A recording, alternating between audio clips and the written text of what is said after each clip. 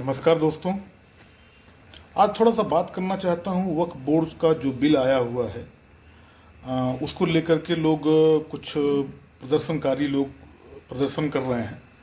मैं बस इतना बताना चाहता हूँ कि आप लोग जो प्रदर्शन कर रहे हैं वो आपको भड़काया जा रहा है।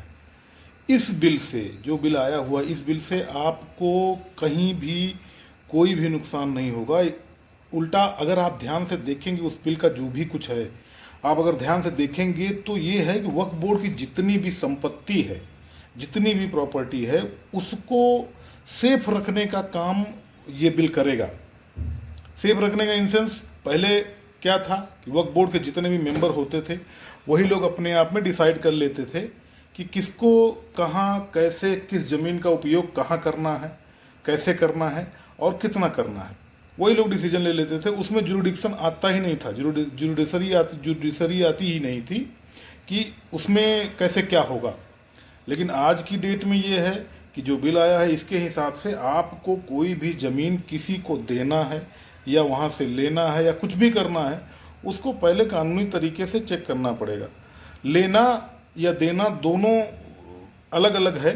मैं आपको उदाहरण देना चाहता हूँ कि वक्फ बोर्ड के पास इतनी ज़मीन है कि भारतीय सशस्त्र सेना और रेलवे के बाद तीसरे नंबर पे सबसे ज़्यादा भूमि जो है वो वक्फ बोर्ड के पास है। इस ज़मीन को बचाने की ज़रूरत है।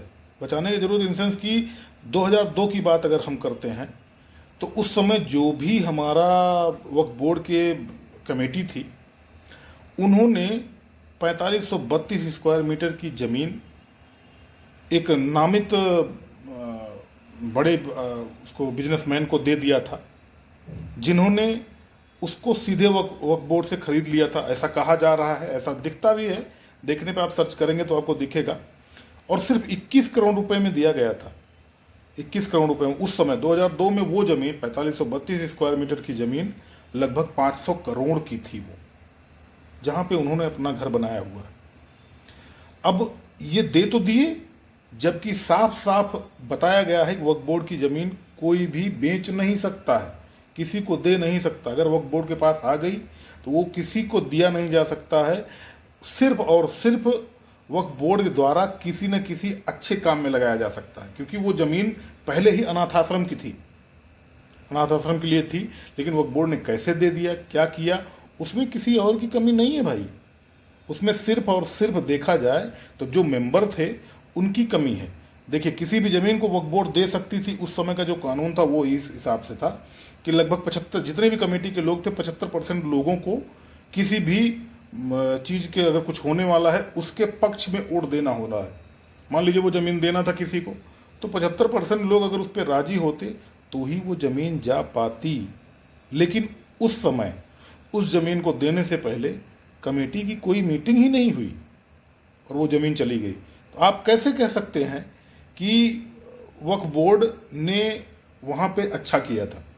ज़मीन कैसे गई भाई? आज बड़े बड़े जो हैदराबाद के एक नेता हैं वो कह रहे हैं कि वो जहाँ पे उनका घर बना हुआ वो ज़मीन हमारी है।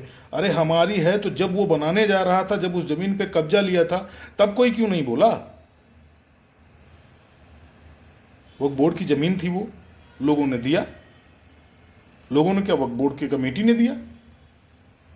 तो बस इतना ही है कि अब किसी भी वक्फ बोर्ड की ज़मीन को अगर कोई कहीं भी देना चाहता है, कमेटी के हाथ में था, तो कमेटी अपने आप बैठती थी, 4 लोगों से मिली जुली, उसके बाद अपना काम कर दिया। अब ऐसा नहीं है। अब यह है कि आप अगर वक्फ बोर्ड की जितनी भी ज़मीन है उसको आपको किसी को देना है तो आपको कानूनी तौर से गुजरना पड़ेगा। बस सिर्फ इतना ही है उसका फ़ायदा। जितनी भी ज़मीन वक्फ बोर्ड के पास है उसको कोई छीनने नहीं जा रहा है।